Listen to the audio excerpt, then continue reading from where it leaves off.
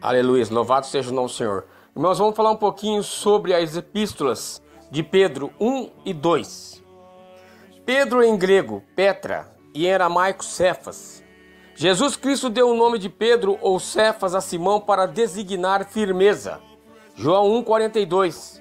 Quando Pedro se achava fraco, Jesus o chamava de rocha, um incentivo para que se levantasse. Filho de Jonas, irmão de André. Os escritores trazem Pedro, irmãos, sendo muito martirizado no tempo em que o apóstolo Paulo passava pelo mesmo.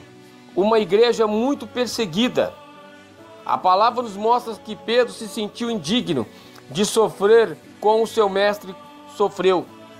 E por seu próprio pedido ele foi crucificado de cabeça para baixo.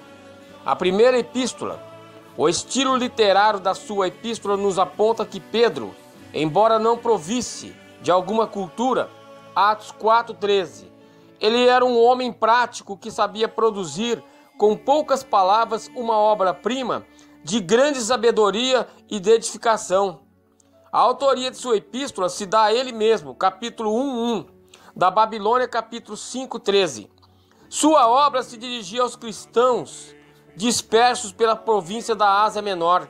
Era para a edificação dos convertidos, tanto para os judeus como para os gentios. Capítulo 2:10. Já fazia mais de 34 anos que havia sido fundada a Igreja de Cristo. Os fiéis haviam sofrido muitas perseguições em todos os cantos. Depois do grande incêndio de Roma, a igreja passa a sua primeira grande provação mundial. Mas um fogo ardente surgia no meio desses cristãos. Capítulo 4:12. Sua carta é firmar os crentes na sua fé, dirigir a vida e confortá-los no sofrimento. Sua carta se divide em 3. A primeira, o sofrimento e comportamento do crente e a luz da sua salvação.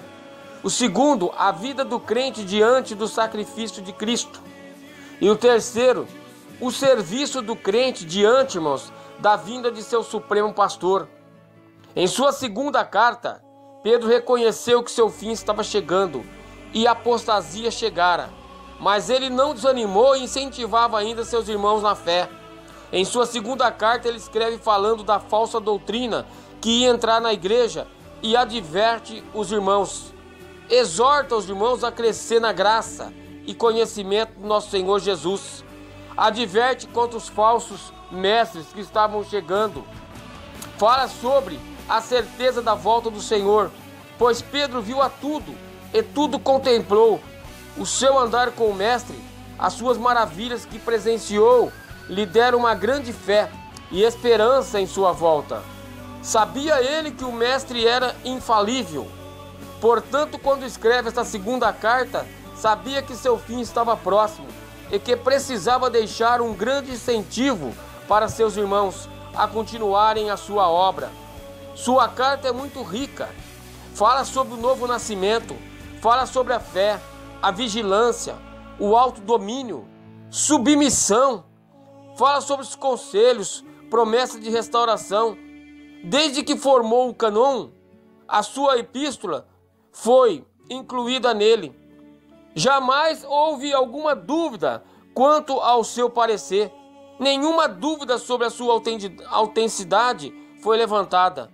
Pedro se utilizou, irmão, de Silvano, um cidadão romano e profeta, companheiro de Paulo. Atos 15, 32, 40. Atos 16, 19, 25, 37. Silvano era o mesmo que Silas, um homem notável entre os irmãos da igreja primitiva, cooperador enviado com Paulo a Barnabé. Atos 15, 22, 27, 34.